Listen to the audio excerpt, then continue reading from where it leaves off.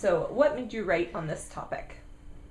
I think that there's a couple of reasons that really inspired me to write about South Asia. One is I spent a lot of my academic career doing field work in the region, and I spent a few years living there, traveling around, meeting a lot of religious leaders, meeting political party activists, civil society activists, and Pakistan in particular was always sort of a really it sparked my interest because of the paradoxes I saw in society.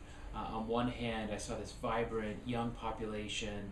I saw a lot of ingenuity and entrepreneurship. On the other hand, you see a lot of worrying signs about sort of rhetoric, extremist rhetoric. You see a lot of intolerance sometimes around certain issues.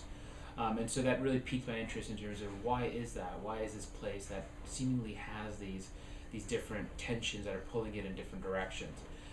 And more recently, which really sort of caught my eye, was this sort of tragedy that I saw before my eyes, was about 2 years ago in January of 2011. There's a politician in Pakistan named Salman Taseer, who used to be the governor of Punjab, which is the largest province in Pakistan. And I was living in Islamabad at that time in the neighborhood, in a neighborhood called Kosar Market, what I like to think of as almost like Manhattan, a very nice part of Islamabad where a lot of elites live.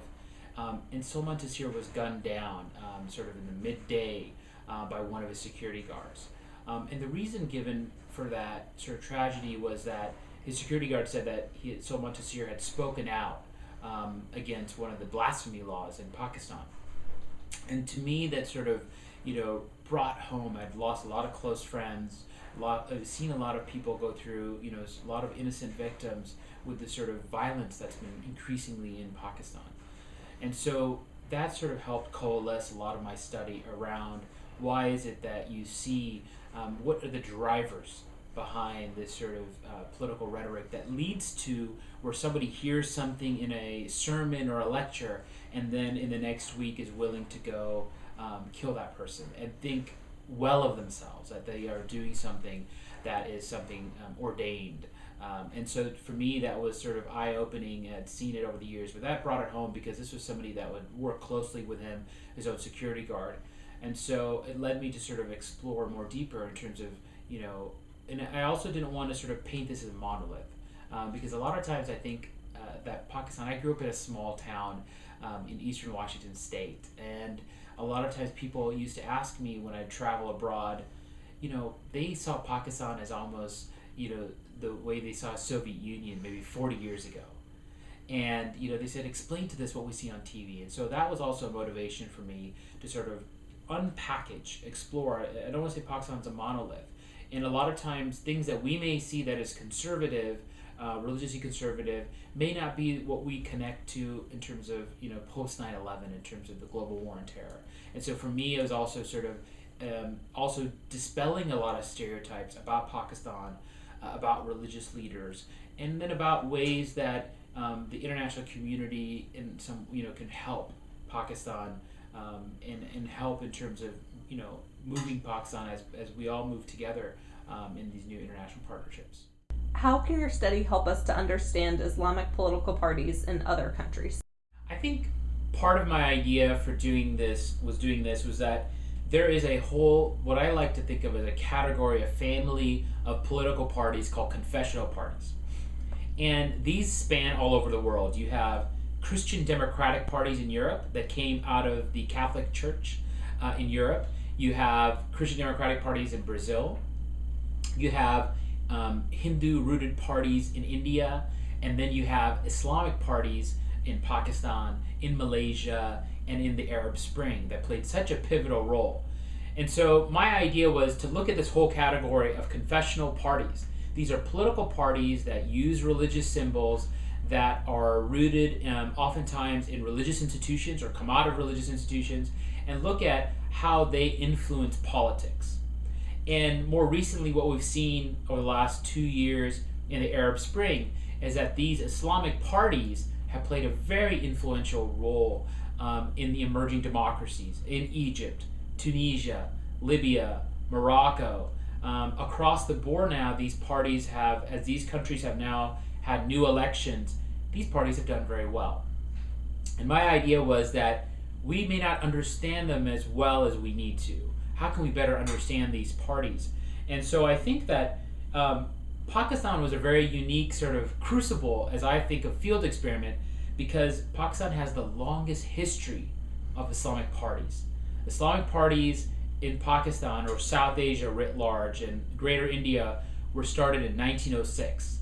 And so you have over 100 years of these political parties that we can study their history, their evolution, their adaptation, their movement, and it provides us really great lessons for the Arab Spring, for the Muslim Brotherhood, for example, the Justice and Development Party and its different variations and sister parties in Tunisia and in Morocco and Libya, and a variety of Islamic parties, not just the Brotherhood, and seeing how they're competing with each other. Now you find a great example in Egypt, where you had the Muslim Brotherhood that was well known, that was working underground for many years, but then rose to the challenge of being part of the revolution in Egypt and then running for elections. Now the interesting thing was, it just wasn't the Muslim Brotherhood though running the elections. You had the Al-Nur Party, which was also another emerging Islamic party that almost was a little bit more far right of the Muslim Brotherhood. So all of a sudden now you had two Islamic parties competing against each other and trying to burnish their credentials in campaigning. And then you saw the recent developments in Egypt, where now the Muslim Brotherhood has been banned. And so you see this sort of tumultuous up and down of, there's an uneasy relationship between Islamic confessional parties and the sort of central governments, and oftentimes the military. And so that is still being unfolded as we speak. And so I think Pakistan provides an interesting lessons because they went through all those same lessons. They went through multiple military coups in Pakistan. You've had multiple ups and downs with a sort of a military rule, martial law, then going to elections, then going back to martial law. So Egypt in some ways is very interesting in terms of its following. There's a lot of lessons to be learned from what Pakistan has gone through. And not just for Egypt. There's Malaysia had recent elections, where again you had an Islamic party that did very well and formed a coalition that ended up that is now the opposition in Malaysia. You have Turkey, which is a great example. You have the AKP, which is in government, and which is a confessional Islamic party that has held multiple terms in office, and has been ruling in Turkey quite successfully and working really on an economic revitalization and leading Turkey sort of into, as the new sort of positioning themselves in terms of as a new superpower potentially in the Muslim world. And so you have really interesting examples of Islamic parties that are emerging, that are either in office, whether at national or provincial levels, and that are developing policy. In Pakistan in 2013, you had a sort of what I think of as a confessional party win the elections in the provincial government in the northern areas. And they are now part of a coalition running one province in northern Pakistan. And so again, you have these examples of Islamic parties that have done well, and you have examples of where they have done, they're not done well at all. And so my sort of interesting research question was, why do these Islamic parties do well in some areas and not others? And when they compete with each other, when you have multiple parties competing against each other, if I'm a voter, if I put myself in their shoes, how do I vote for one of them? What motivates me? What makes that party more competitive than another party?